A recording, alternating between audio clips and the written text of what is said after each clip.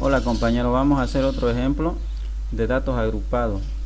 Dice lo siguiente: los datos representan la cantidad de discos musicales vendidos diariamente en la ciudad de Montero. El registro de 126 días del presente año se da a continuación. Nos da 126 datos y nos pide, ¿no?, represente mediante un histograma y haga un comentario, dice, sobre el comportamiento de los datos. Vamos a ir haciendo inciso por inciso, ¿ya? Vamos a comenzar por el inciso A.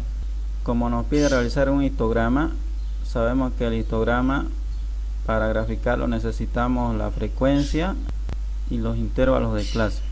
Para esto vamos a ir haciendo nuestro cuadro de frecuencia, donde tenemos el límite inferior, superior, marca de clase, la frecuencia, frecuencia acumulada y frecuencia relativa. Primeramente vamos a asignarle un nombre a esto, ya, para no estar seleccionando a cada rato. Aquí le podemos poner disco, ¿no?, como de eso trata el ejemplo, disco, ¿no? Ahora fácilmente, ¿no?, ponemos contar y aquí ya nos sale, ¿no?, 126 datos, valor máximo max, ponemos disco, min, número de clase 1 más 3,22 por logaritmo del número de periodo, ¿no?, número de datos, perdón. Tamaño de clase o intervalo de clase, valor mayor menos el menor sobre el número de clase.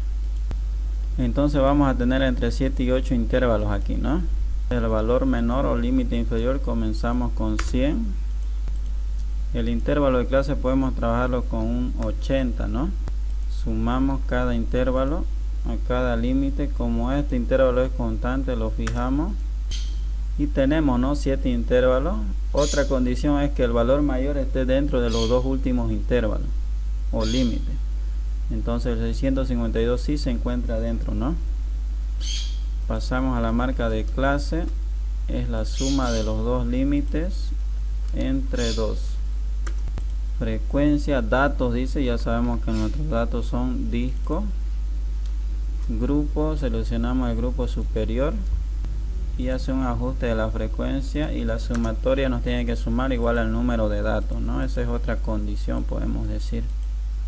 Ahora la frecuencia acumulada simplemente es la suma de las frecuencias, y la frecuencia acumulada relativa es el porcentaje, ¿no? Y la frecuencia acumulada relativa, dividimos cada frecuencia acumulada entre el número de datos. Como aquí va a ser constante el número de datos, fijamos, ponemos en porcentaje y ya está. Ahora con esto y con este podemos hacer ya el histograma, ¿no?, que sería el inciso A. Selecciono la frecuencia, insertar gráfico, damos clic derecho en cualquier columna, dar formato a la serie de datos. Aquí le ponemos 0, el ancho del intervalo. Sabemos que estos datos que están en el eje horizontal son la cantidad de discos vendidos, ¿no? Y esta es la frecuencia de discos vendidos en 126 días. Entonces directamente nos damos cuenta que tiene una forma descendente, ¿no?, las ventas de discos. Como comentario pueden ponerle que el comportamiento de las ventas de discos durante los días en Montero tuvieron una forma descendente, ¿no? La mayor cantidad de discos que se vendió fue entre 180 y 260 discos, ¿no? Pasamos al inciso B. ¿Qué porcentaje de días se vendieron a lo mucho 530 discos musicales? Para responder a esto, nos hacemos nuestra gráfica de ojiva, ¿no?, con la frecuencia acumulada relativa. Agregamos el límite inferior y los porcentajes para que comience nuestra línea de la ojiva desde el eje horizontal, ¿ya? Entonces seleccionamos insertar gráficos de columnas, ojiva, clic en cualquier columna, cambiar tipo de gráfico, le ponemos de líneas, cambiamos el diseño y buscamos, ¿no? Sabemos que en el eje horizontal están los discos vendidos, 530 discos musicales. Como nuestro intervalo es de 80, entonces aquí va a ser 540, ¿no? Estaría un poco más a la izquierda. un aproximado. Ahora hacemos intersección. Como aquí nuestro intervalo es de 20, 20, está por encima de la mitad, ¿no? Pasa de los 90, podemos ponerle un 93%. Como dice a lo mucho, eso quiere decir que no tiene que pasar de los 530, ¿no? Entonces tomamos este porcentaje que nos sale, 93%. Y para la respuesta pueden copiar la misma pregunta, ¿no? Pueden añadirle aproximadamente un 93% de los días se vendieron a lo mucho 530 discos musicales. Vamos por el siguiente inciso. Para responder esta pregunta, en la misma ojiva hallamos el valor. Buscamos los 350, 340 más 40, 380, casi por aquí nomás estaría, ¿no? Copiamos el otro, hacemos la intersección, ¿no? Un 70%. ¿Qué porcentaje de meses se vendieron por lo menos? Dice, como dice por lo menos, puede ser 350 o puede ser más, ¿no? 360, así. Entonces nos pide lo que está por encima del 70%, nos quedaría un 30%, pero nos habla de meses, ¿no? Aquí vamos a corregir ya, aquí debería ser solamente en días, las ven porque el estudio se hizo en día, ¿no? Si fuera mensual se ha vendido más de 350 discos, ¿no? El comentario, aproximadamente un 30% de los días se vendieron por lo menos 350 discos o más, ¿no? Eso es lo que indica por lo menos. Puede ser 350 o puede ser más.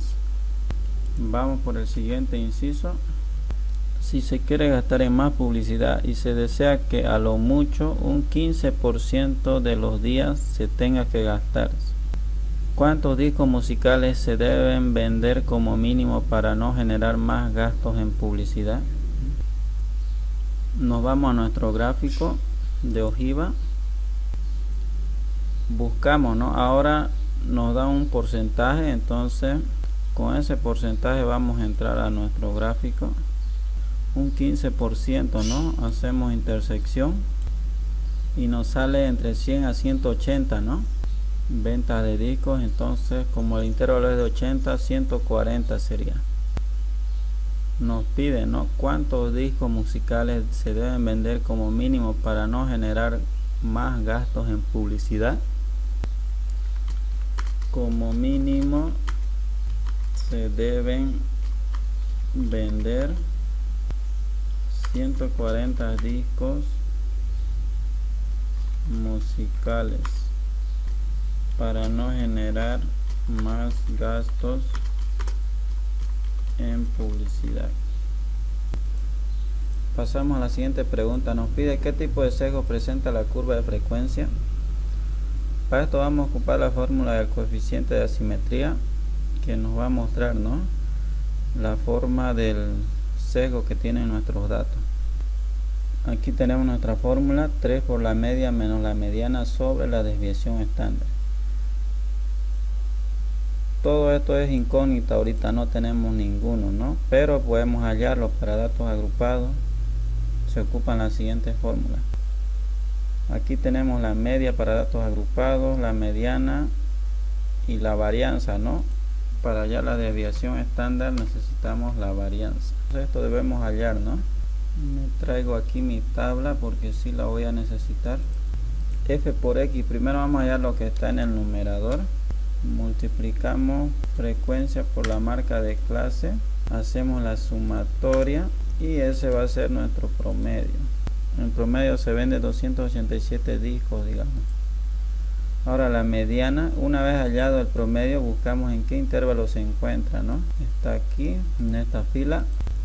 Reemplazamos datos en la mediana, tenemos límite inferior más n sobre 263 menos frecuencia acumulada menos 1, indica la frecuencia acumulada anterior, sería 65, ¿no?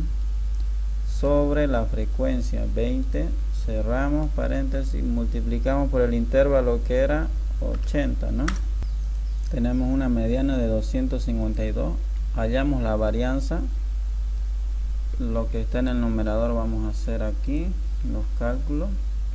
Podemos hacerlo directo, ¿no? Frecuencia por X, dice, marca de clase menos la media, 287 exponente 2. Como la media va a ser constante para cada uno, fijamos sumatoria, dividimos entre el número de datos, ¿no? 126. Ahora hallamos nuestra desviación estándar, que es la raíz cuadrada de la varianza.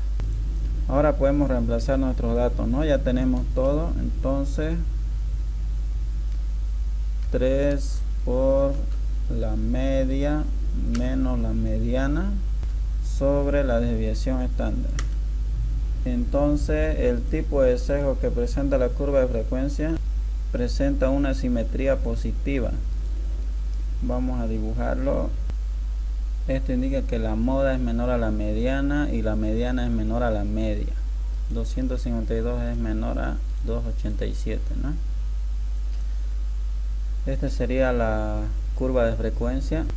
Nos vamos a la siguiente pregunta. El recorrido intercuartílico. QR, recorrido intercuartílico, se halla cuartil 3 menos el cuartil 1. Cada cuartil representa el 25%. Entonces hasta el cuartil 1 hay un 25%, hasta el cuartil 2 sería un 50%. Por eso se dice que la mediana es igual al cuartil 2 aquí, pero no necesitamos el cuartil 2. Y el cuartil 3 sería ya el 75%, ¿no?